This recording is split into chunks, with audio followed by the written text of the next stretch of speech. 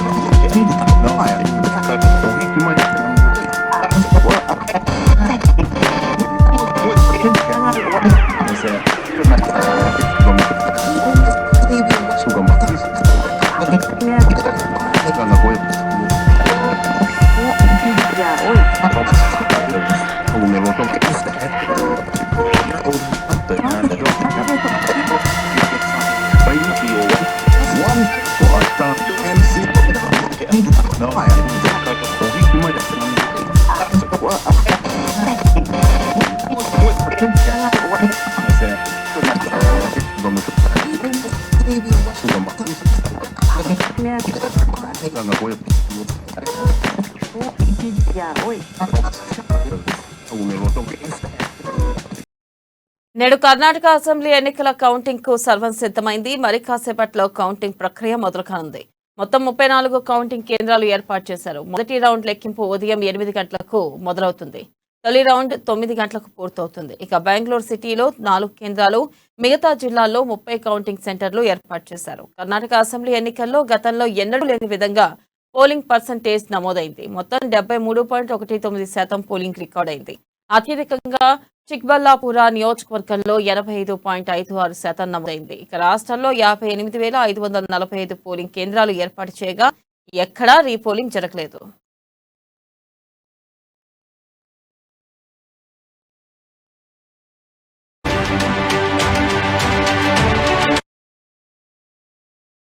ఇక మరోవైపు కర్ణాటకలో క్యాంప్ రాజకీయాలు మొదలయ్యాయి. ఎగ్జిట్ పోల్స్ తో గెలుపుపై ధీమాతో ఉన్న కాంగ్రెస్ బెంగళూరుకు రమ్మంటూ అభ్యర్థులకు పిలుపునిచ్చింది. ప్రభుత్వాన్ని ఏర్పాటు చేసేంత వరకు క్యాంపులోనే ఉండాలని సూచించింది. ఆపరేషన్ లోటస్ భయంతో కాంగ్రెస్ హైకమాండ్ ముందు జాగ్రత్తలు తీసుకుంటుంది. మెజార్టీకి కాస్త అటు ఇటుగా ఫలితాలు వెలువడితే ఫిరాయింపులు జరిగే అవకాశం ఉందని అధిష్టానం భావిస్తుంది. ఇక ఆపరేషన్ లోటస్ భయంతో తమ క్యాండిడేట్లు చేజారిపోకుండా ముందు జాగ్రత్త చర్యలు చేపట్టినట్లు పార్టీ వర్గాలు వెల్లడించాయి. అటు పలు ఎగ్జిట్ పోల్స్ కాంగ్రెస్ పార్టీకి అనుకూలంగా ఫలితాలను వెలువరించాయి. కొన్ని ఎగ్జిట్ పోల్స్ హంగ్ వచ్చే అవకాశం ఉందని కూడా అంచనా వేశాయి. ఒకవేళ హంగ్ వస్తే జేడీఎస్ మద్దతు ఇచ్చే పార్టీని అధికార పీఠాన్ని కైవసం చేసుకుంటుంది. కాంగ్రెస్ బీజేపీలు తమతో సంప్రదింపులు జరిపాయని జేడీఎస్ నేతలు అంటున్నారు. ఎవరికి మద్దతు ఇవ్వాలనే విషయంలో తాము ఇప్పటికే ఒక స్పష్టమైన నిర్ణయాన్ని తీసుకున్నామని, సరైన సమయంలో ప్రజలకు తమ నిర్ణయాన్ని తెలియజేస్తామని స్పష్టం చేశారు. ఇక జేడీఎస్ వ్యాఖ్యలను బీజేపీ ఖండించింది. జేడీఎస్ ను బీజేపీ సంప్రదించలేదని చెప్పారు. రాబోయే పార్లమెంట్ ఎన్నికలకు సెమీఫైనల్స్ గా కర్ణాటక ఫలితాలను పలువురు భావిస్తున్నారు. దీంతో కర్ణాటక కౌంటింగ్ పై దేశవ్యాప్తంగా ఉత్కంఠ నెలకొంది.